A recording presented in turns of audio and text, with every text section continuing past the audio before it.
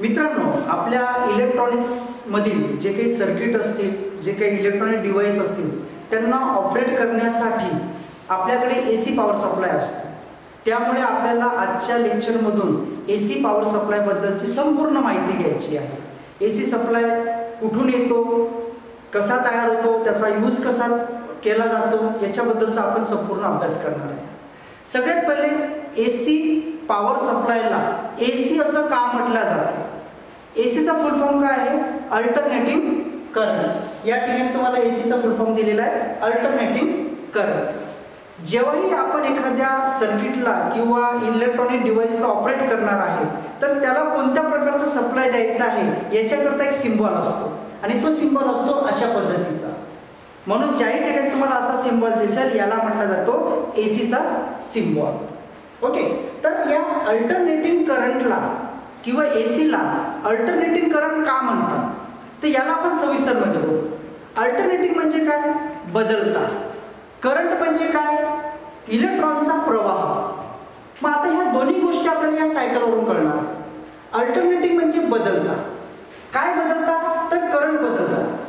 तर हा जो करंट आहे, हा करंट पहिले या पॉझिटिव्ह दिशेला वाहतो, त्यानंतर परत निगेटिव्ह दिशेला वाहतो. आता या क्रियेला म्हटलं जाते अल्टरनेटिंग. आता हे कुठे बघायला मिळते आपल्याला? सीआरओच्या माध्यमातून जेव्हा आपण एसी सप्लायची वेव्हफॉर्म बघणार आहोत, तर त्यावेळेस तुम्हाला ही वेव्हफॉर्म त्या ठिकाणी दिसत असते, आणि म्हणून याला काय म्हटलं जाते? Alternating current. याचा सिम्बॉल अशा पद्धतीचा का आहे?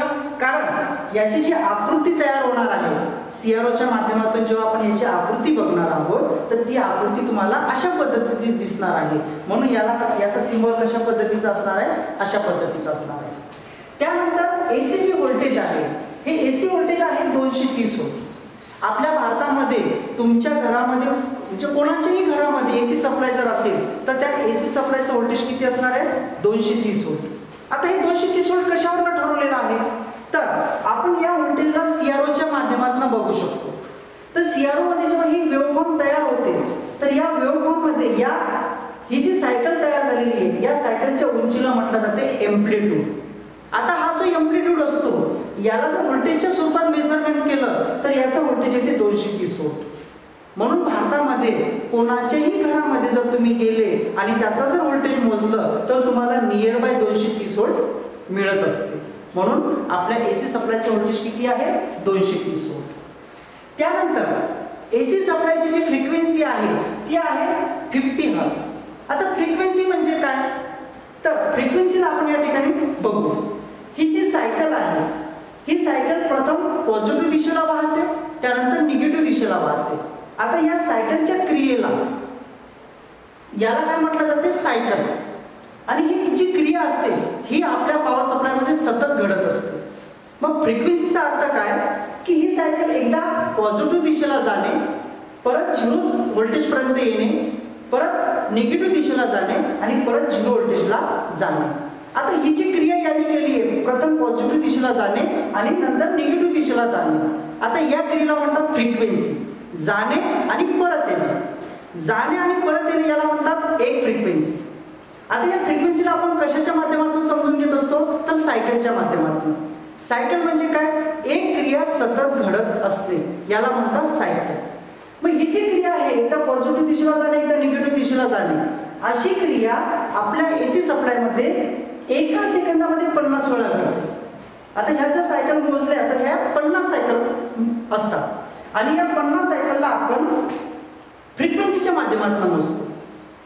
मग ही फ्रिक्वेन्सीचं युनिट काय आहे? हर्ट्झ आहे. आणि एका सेकंदामध्ये किती सायकल कंप्लीट होतात? 50 सायकल पर सेकंद. ह्या 50 सायकल कंप्लीट होत असल्यामुळे आपल्या भारतामधील एसी पॉवर सप्लायची फ्रिक्वेन्सी किती आहे? 50 हर्ट्झ.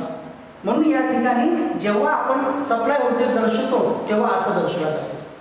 आपल्या भारतामध्ये 230 व्होल्ट 50 हर्ट्झ फ्रिक्वेन्सी आहे. पण तुम्ही युनायटेड स्टेटमध्ये जर गेले, जसं अमेरिका असेल, तर त्यांच्याकडे ही जी सायकल आहे, ही 60 हर्ट्झ आहे, जी आपल्या भारतामध्ये चालत नाही. भारतामधले जर इलेक्ट्रॉनिक डिव्हाइस तुम्ही अमेरिकेत लावले आणि अमेरिकेतले डिव्हाइस आपल्या भारतामध्ये लावले, तर ते ऑपरेट होणार नाही. त्याच्यामध्ये शॉर्ट सर्किट होऊन किंवा हाय व्होल्टेज होऊन ते जळून जाणार आहे. म्हणून आपल्याला आपल्या भारतामधली जी फ्रिक्वेन्सी आहे ती 50 हर्ट्ज असणार आहे.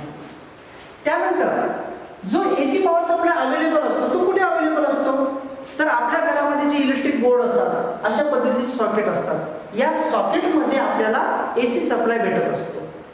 आता या सॉकेटमध्ये जे टर्मिनल्स आहे याला 3 टर्मिनल असतात. AC सप्लायला किती टर्मिनल असतात, 3 टर्मिनल असतात. पहिला टर्मिनल काय असतो, अर्थिंग, दुसरा फेज, तिसरा न्यूट्रल. आता हा जो अर्थिंग असतो, अर्थिंगची वायरिंग करताना आपल्याला नेहमी ग्रीन कलरची वायर वापरायची. ओके. आणि अर्थिंग कशासाठी असतो, तर अर्थिंग असतो आपल्या सेफ्टीसाठी.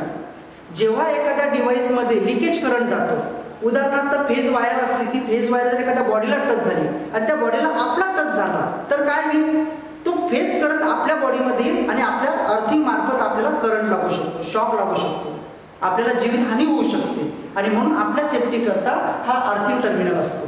आपण पुढच्या व्हिडिओमध्ये अर्थिंग बद्दल शिकणारच आहोत. त्यानंतर दुसरा टर्मिनल असतो फेज. या सॉकेटमध्ये जो उजव्या भागाचा जो टर्मिनल आहे याला म्हटलं जाते फेज. आणि फेजची वायरिंग करताना नेहमी कोणत्या कलरची वायर वापरायची आहे, आपल्याला रेड कलरची. रेड कलरनेच नेहमी त्याला आपल्याला दर्शवायचं आहे.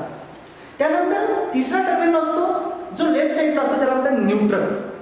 हा न्यूट्रल टर्मिनल काय काम करतो, फेजमधून आलेला करंट न्यूट्रल मार्गे वापस घेऊन जात असतो.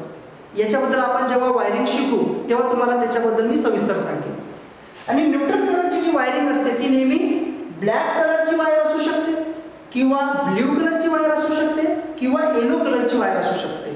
अशा स्टँडर्ड कलर कोडिंगमध्ये आपल्याला AC सप्लायची वायरिंग करायची आहे. ओके.